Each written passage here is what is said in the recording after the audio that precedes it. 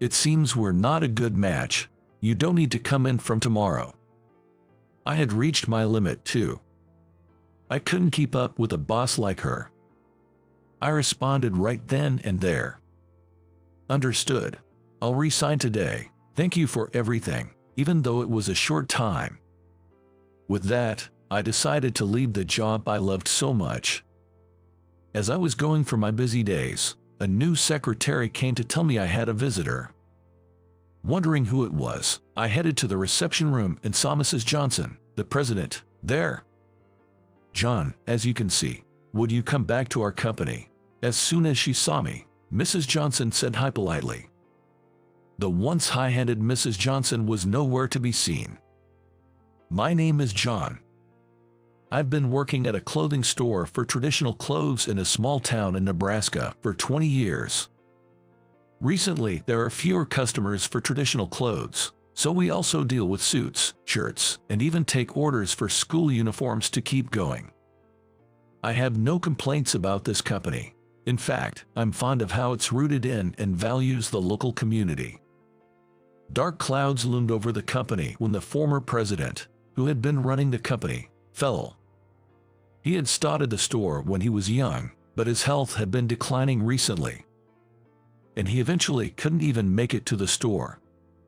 Then, his granddaughter, with no experience in this line of work, Mrs. Johnson Emily, took over as president. Although she was briefed on the takeover, her way of dealing with people was just awful. I was particularly targeted by Mrs. Johnson. "John, how's sales going recently? I'd like you to close some new deals soon."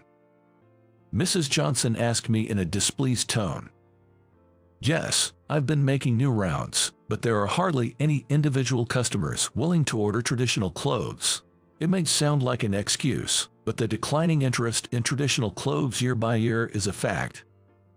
The diminishing prospects of our traditional clothing store were also a reality. However, Mrs. Johnson relentlessly blamed me. "I don't want to hear such excuses. It's not that we can't get contracts.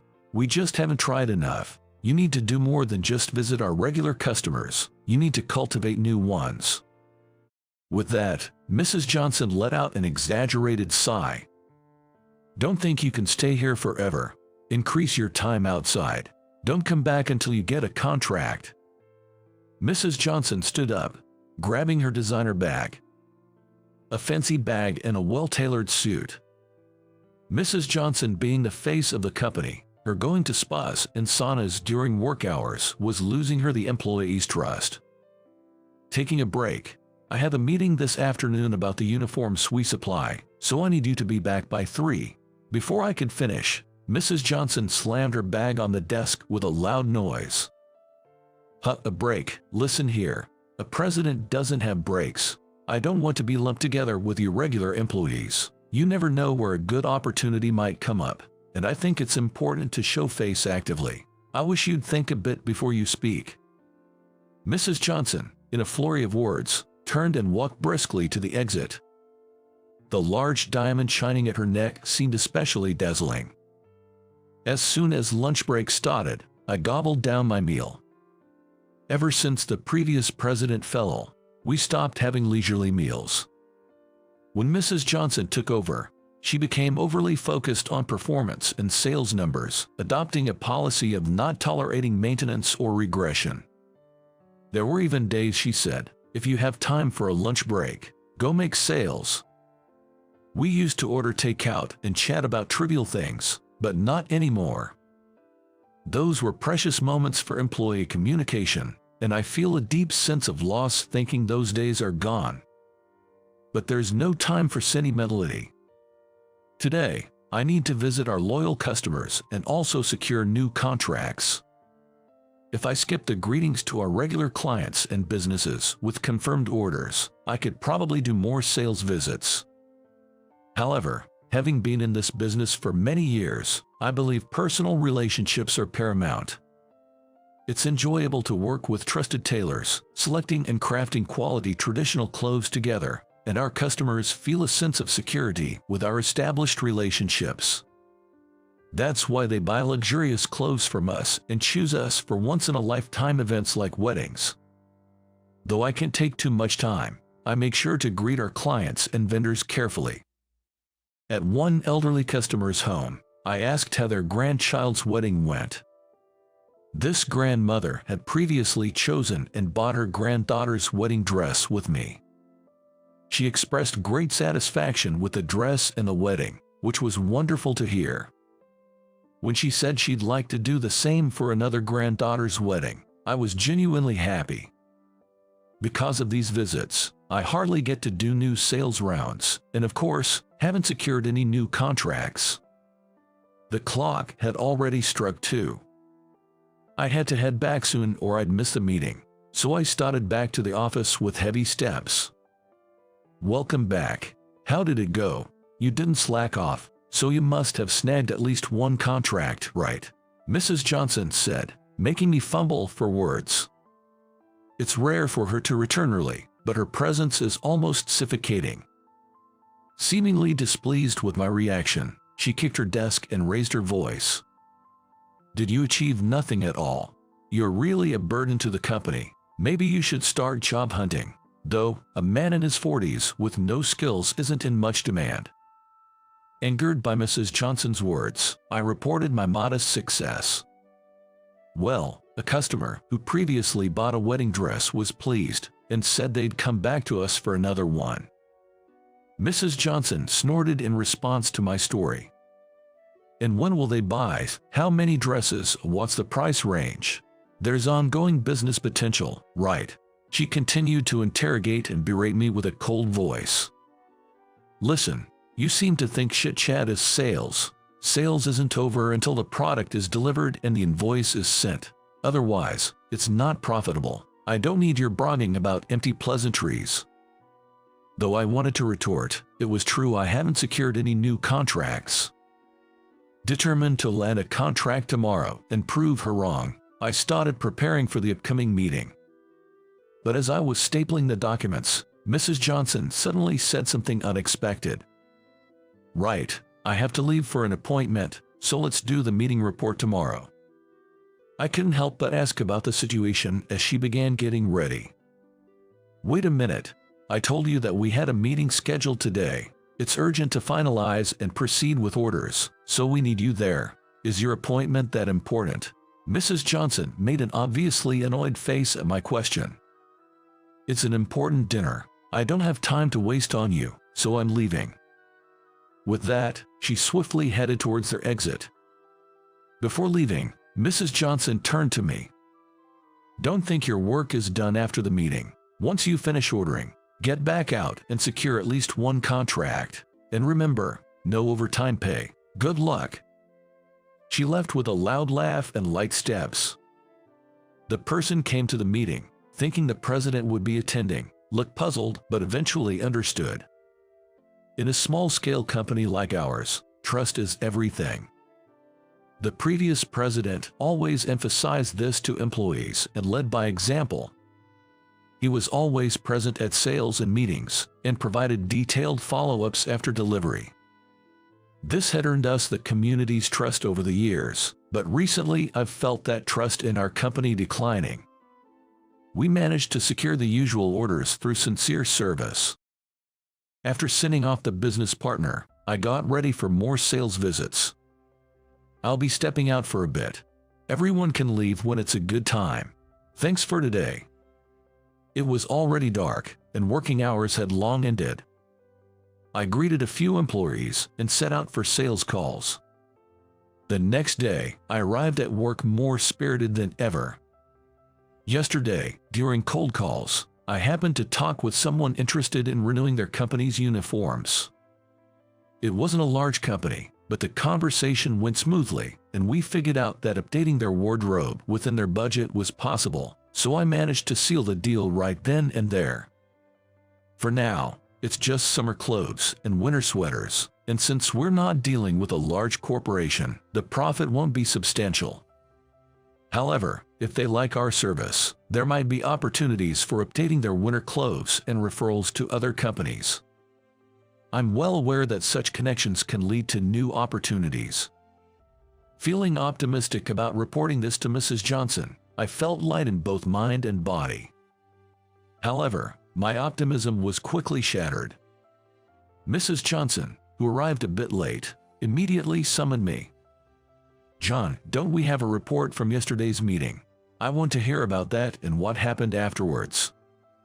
"Yes, I'll report now." I walked briskly towards Mrs. Johnson, who seemed tired, holding her forehead. "Are you all right? Do you feel unwell?" she just said to hurry up. There was a smell of alcohol. Apparently, she had been drinking until the early morning and wasn't feeling well. I wondered about her professionalism, showing up to work in such a state. Despite my dismay, I briefly reported about yesterday. "We'll proceed with the orders as usual. There were some negotiations on price, but they understood it will remain unchanged. Also, hold on, did they ask for a discount?" You did push back, saying we want to increase the price, right?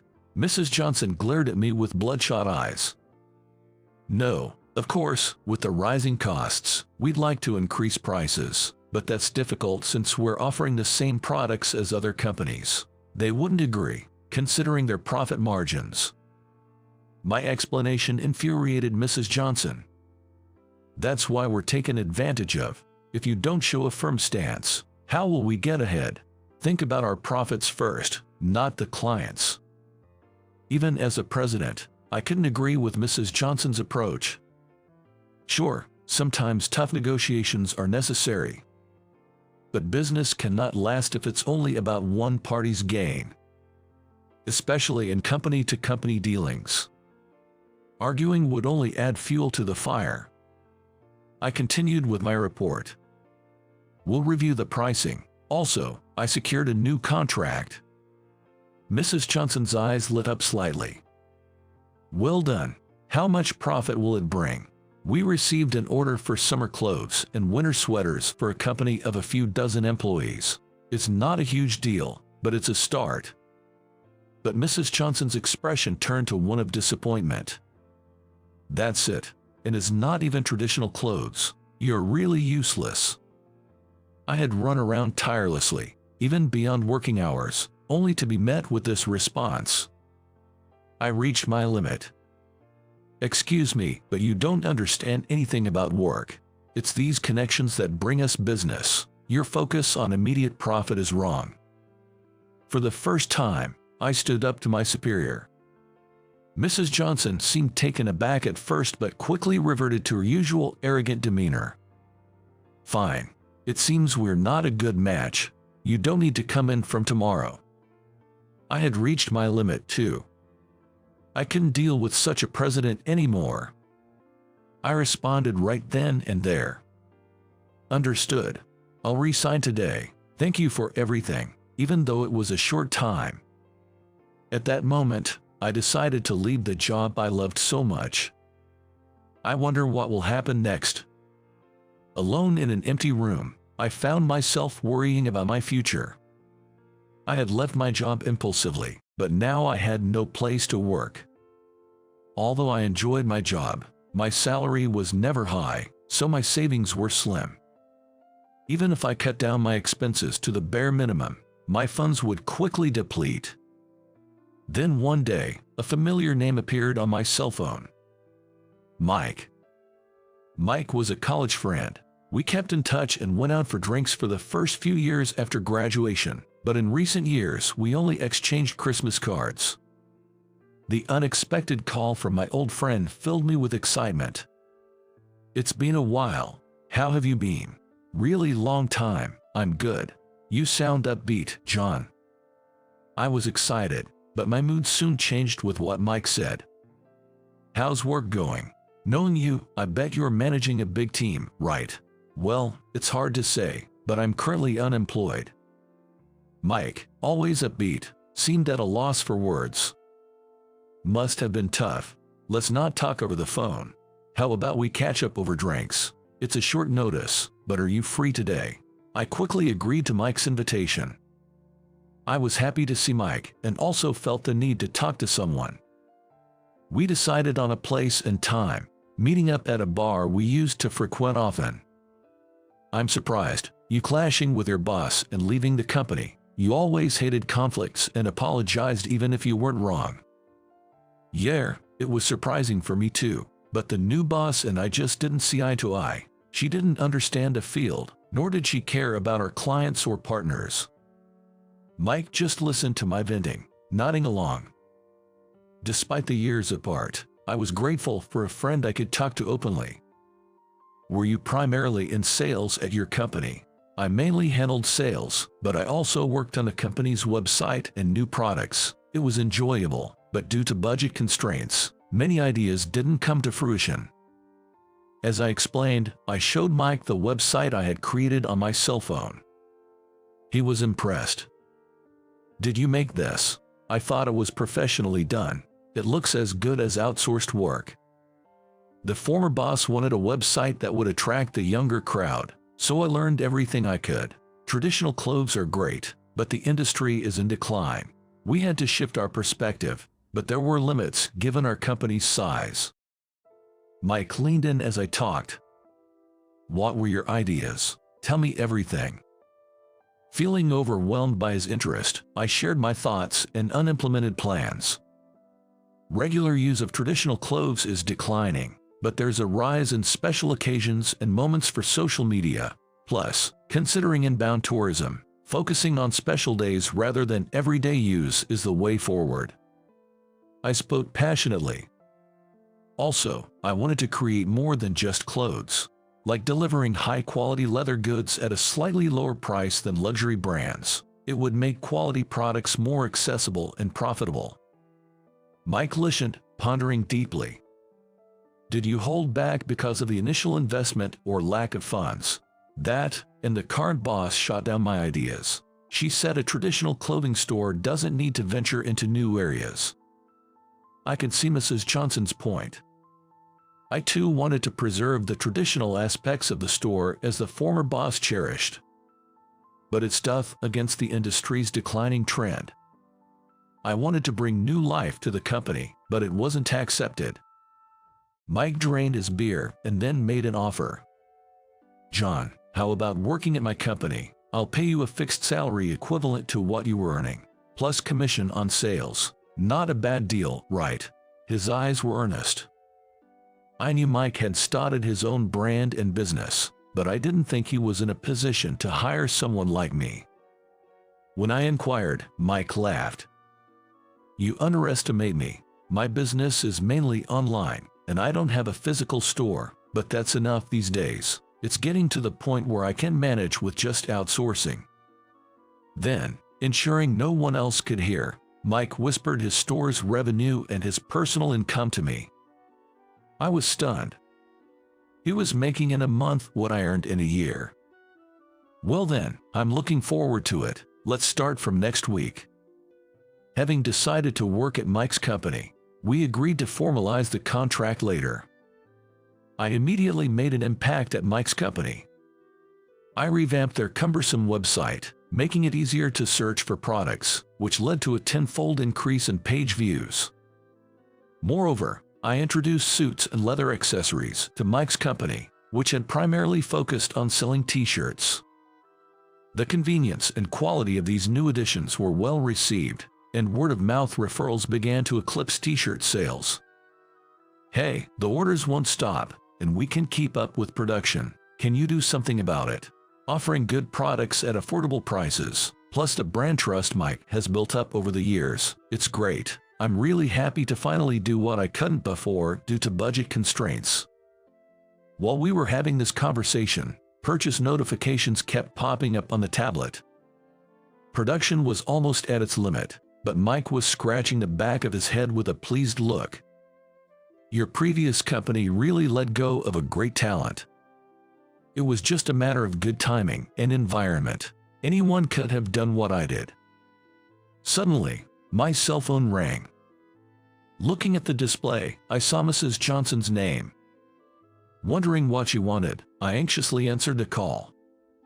Hello, John. It's a disaster. Can you come back? Can you come back right now? You can, right? Mrs. Johnson sounded more panicked than ever, so I decided to listen to her. What's the matter? Ever since you left, our regular customers say they'll go elsewhere. Our other partners want someone they can communicate with, like you. We can't update the website, and there are constant problems. Can you come back and sort things out?" Though I was no longer an employee of her company, I still responded politely. "I see. I don't think it's appropriate for me to directly deal with clients, so I'll decline that. But as for the website and system, I'll fix them on my next day off. I didn't hand those over properly, so that's on me." I thought I was compromising, but Mrs. Johnson seemed unsatisfied. "What are you talking about? Come back right now. You owe the company after all the help you received. What have you been doing all this time? Are you saying you want to rehire me?" I could hear her clicking her tongue on the other end of the line. "Don't act all high and mighty. You must be struggling to make ends meet. I can pay you the same salary as before, so don't worry about that." Mike overheard Mrs. Johnson's words and burst out laughing. He gestured for me to say something. "Do you know my current salary? I probably earned in a month what you make in a year. My salary at Mike's company would likely exceed my former company's annual revenue in just a few months. Although I had fond memories of my old job, I am enjoying my current work and didn't want to return to work under such a boss." I politely said goodbye to Mrs. Johnson and hung up. Mike's company was so busy with my arrival that we had to partner with external companies and recruit new staff, quickly expanding our operations. Seeing the products I developed being appreciated and shared on social media, I knew joining this company was the right decision. While I was caught up in these busy days, a new secretary informed me of a visitor. Curious, I headed to the reception room, where I found Mrs. Johnson. "John, please come back to our company." As soon as she saw me, Mrs. Johnson said hi politely. The once high-handed Mrs. Johnson was nowhere to be seen. "What happened? Let's hear it first." I managed to get Mrs. Johnson to sit on the sofa. She looked exhausted, a far cry from her once lively self. "Since you left, our customer base keeps shrinking. It's not just individual clients, but our corporate relations are dwindling too. I can't even pay my employees anymore. If things continue like this, I'll have to close the shop. I need your help." I felt sorry for Mrs. Johnson, but it was the result of the seeds she had sown. She neglected communication with people and only pursued the company's profits. Losing their goodwill was inevitable. "I'd like to help, but I'm fully committed to my current company. I'm sorry I can't assist you."